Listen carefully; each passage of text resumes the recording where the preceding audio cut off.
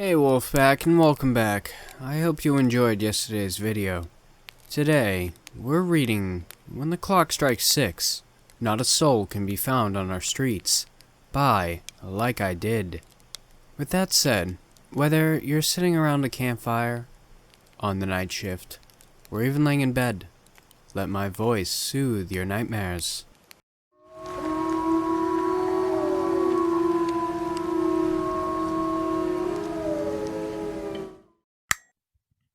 On the day that we were born, and, well, until we get old, everyone in my town is wired to have but only one desire: to star in a show that displays the reality of the perfection we get to be a part of.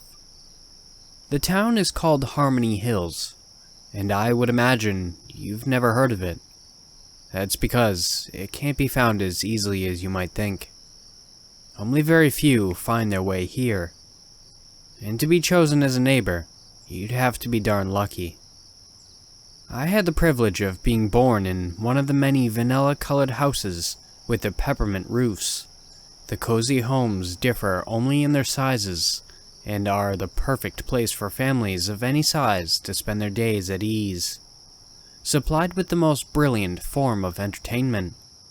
The people that live here are so proud of their way to be, that they like to reflect that on their own properties. The houses regularly get a new set of fresh paint, the grass gets cut so it won't grow taller than the usual 1.5 inches. The rose bushes never grow further than the property goes. The cars are all parked neatly inside the garage and, well, I think you get the gist. Together with my mom, my dad, and my cat Baby, I live in one of the houses with the bright green lawn in front. We'd never seen life outside of Harmony Hills, and my parents never wanted that to change. After my grandparents left, Mom and Dad put even more of their heart into the community and into our home.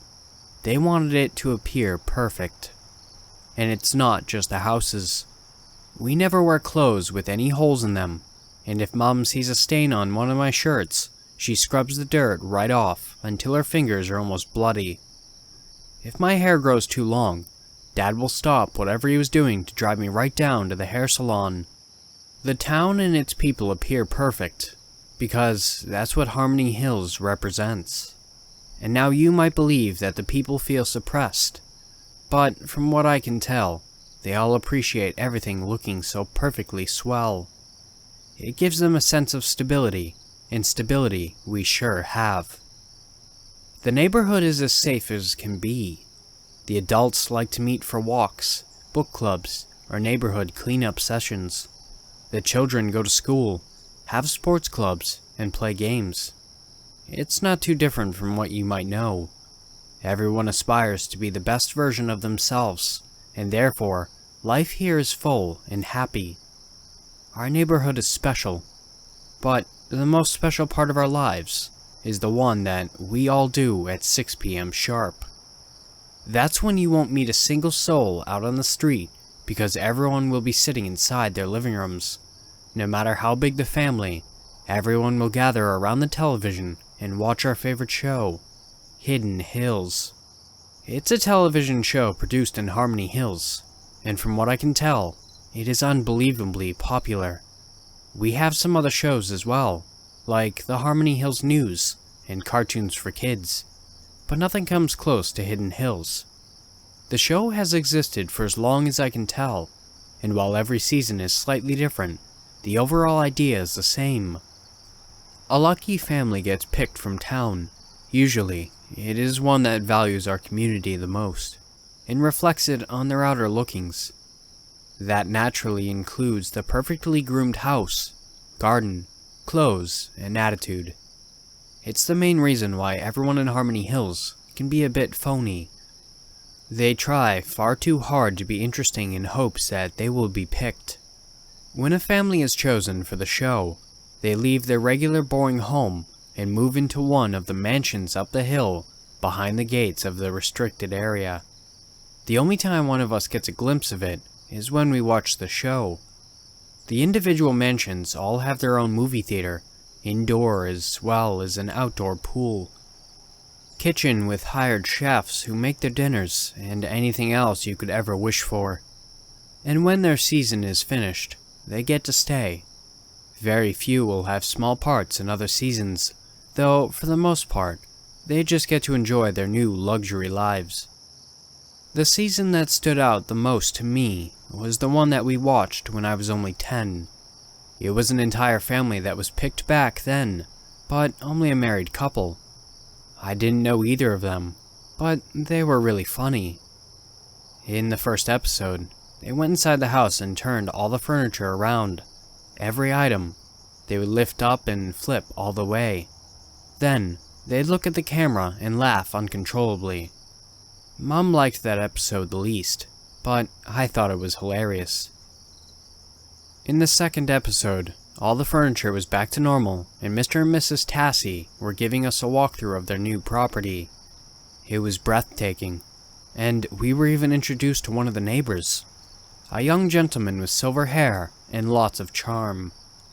The neighbor would become a regular in the show. In another episode, the Tassies were alone again, and were fed with all sorts of decadent goods by their personal chef. Without even taking a breath, they were filling their mouth with anything they could. They used that technique where they speed up the film real quick, and so it was pretty funny to watch them shovel food in their mouths for what must have been a whole day, but we saw it all in 30 minutes. The following episodes were rather boring. The Tassies took walks, went swimming, or played tennis. And then there was the blood pool. The Tassies had the whole neighborhood visiting them, and they had a big barbecue in their garden. The people who lived in the restricted areas were both families chosen in the past, and the rich and beautiful who had always been a part of the town. The ones whose families founded Harmony Hills long before I was even born. The Prestige. They were laughing and playing, and I don't remember much more of it, except that the entire pool was dyed in red, and they all went swimming in it and smiled at the camera as they did. Looking back, I know that program sounds absolutely bonkers, but I kid you not, we were all plastered to the screen when it came up. It was the finest television we had, and the families were always alright the next day. No matter how many scratches or bruises they had, no matter how much they were hitting each other, or screaming things that sounded other-earthly. The next day, they'd go and play golf, or show us how to bake a cake in their kitchen, and all was fine and well. It's perfectly imperfect. Love. A beautiful home. A disgusting inside. Hidden Hills portrays what could be. None of it is real. It is a show. Mom would always try to shush me when I asked if that scene wasn't painful, and how I didn't want to swim in a red pool. But honey, doesn't it look like the most fun? Imagine we would be one of them up there. Dad would add a twitch in his eye. Being accustomed to that sort of violent television, I never saw what could be wrong with it. It was simply what it was. And every day at school, all the other kids would talk about the last brilliant episode, and it would connect us all. The older I grew, however, the more I started resenting Harmony Hills. I hated keeping everything clean and pretty. I wanted to let loose at times and enjoy the life we have, not the life we could have if we were on TV. The only other person I knew who didn't enjoy Hidden Hills was our neighbor Mason. He went to my school, and I could actually see his window from my room, but I was never allowed to spend time with him. My parents found that he was a bad influence. Mason was the complete opposite of the Harmony Hills dream.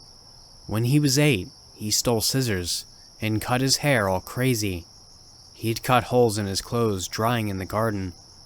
When he was 16, he would regularly screw with both our houses and the one of his parents. He drew slurs on the wall with markers, burn little patches of grass, or rip out flowers and secretly leave them for me as a present. Of course, his parents started hating him soon. Like all others, they wanted to be picked for the show, and their own kin was sabotaging them. They never showed their anger in public. that wouldn't be the Harmony Hills way. Instead, Mason would have another bruise on his face, hidden under layers of makeup. Not that it made him stop, though. He kept ruining everything he could. No matter how bad his punishment, Mason never stopped, and he never cared. He'd see my mom freak out because her flowers were gone, and give me a cheeky wink from the opposite side of the street, while Mom tried her best not to shout until she was back inside. Even though we hardly were able to communicate, I felt a connection to Mason. He was the imperfect part of the perfect neighborhood, and I was dying to get closer to him, and find out why he was so different to the rest. So, on a particularly sunny day, when all of Harmony Hills was getting ready to watch a freshly baked episode, I left him a note to come meet me in the park at 6:05, when all of Harmony Hills would be hidden inside. It's almost 6 p.m., guys. Get ready for another juicy look inside Hidden Hills. Tonight, Deborah is showing her husband how to have a good time, the Hills way. Don't miss out. The daily announcement was blasting through the speakers all throughout the town, just in case somebody forgot what time it was. I told my parents I would be watching tonight's episode with friends from school, and quickly ran out before they could say anything. It was the very first time I ever missed watching the show. Mason was already sitting on the swing set in the park. His hair was all messy, and his clothes looked 2 sizes too big. When he saw me approach, he smiled and shouted, "Wouldn't have thought you were a rule breaker, Kelsey." I sat beside him, but wasn't sure what to say.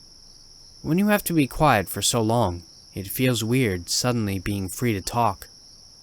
"Why do you always screw with our house?" I finally blurted out. "Isn't it obvious?" He grinned. "'Cause I like you."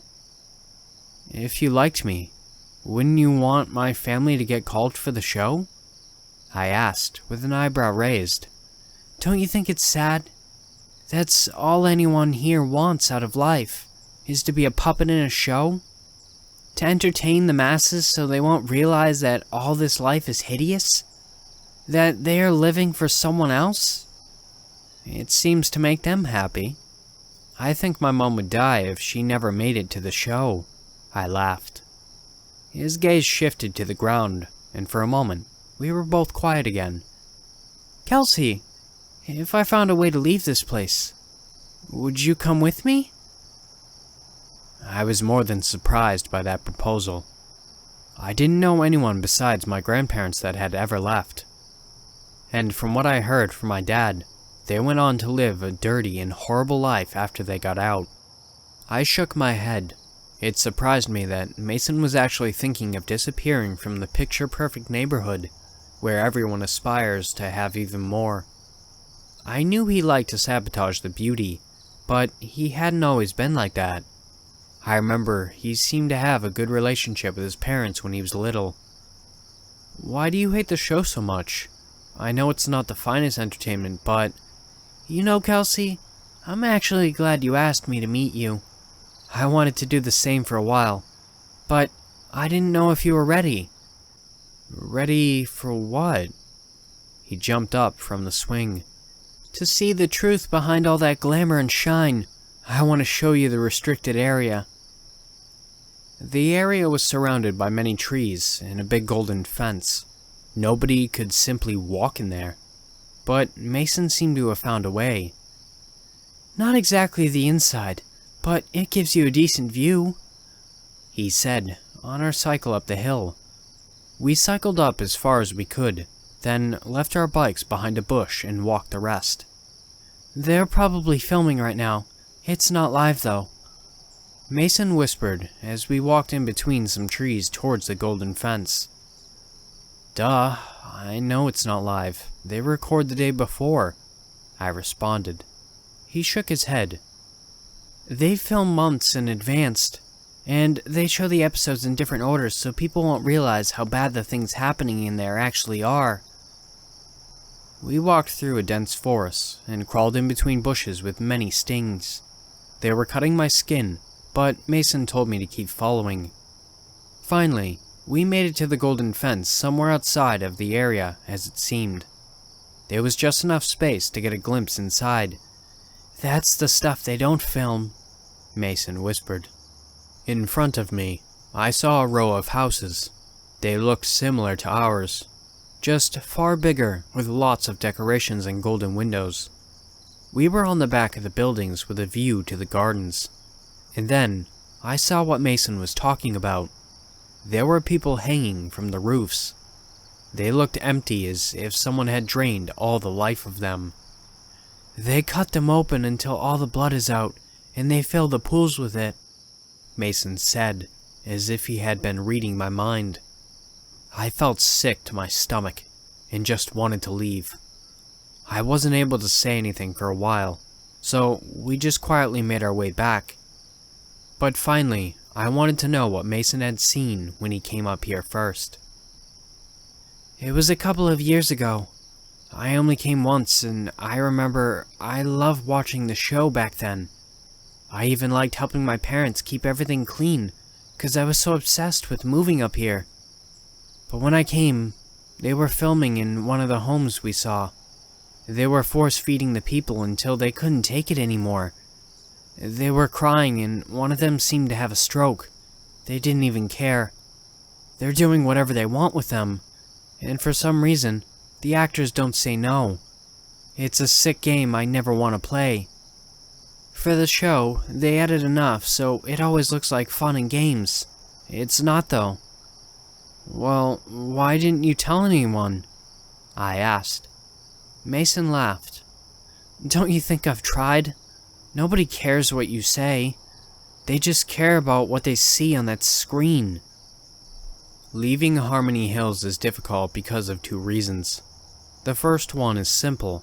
Most people don't want to leave. They either don't know the truth, or they know it, but want it nonetheless.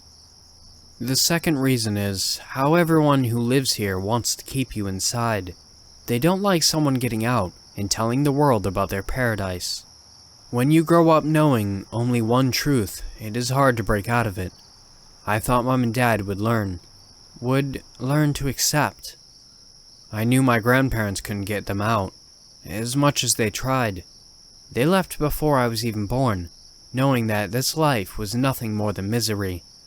I loved my parents with all my heart, and it broke me seeing them cutting the grass with a nail clip so it would be perfectly straight, or how they would climb up to the roof to paint it in peppermint colors.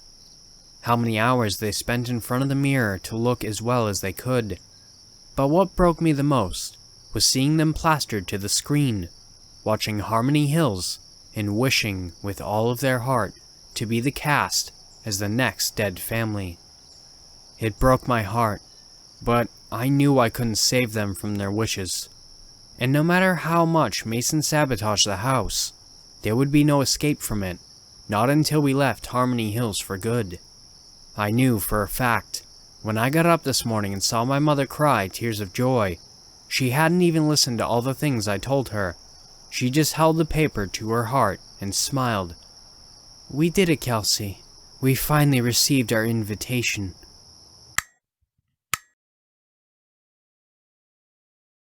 Thanks for listening, Wolfpack. If you want to submit your own story, the links for my email and subreddit will be down below. I've also created a Discord, so if you want to join that, the link will be in the description down below as well. Don't forget to like, share, and subscribe. And with that said, have beautiful nightmares, and I will see you next time.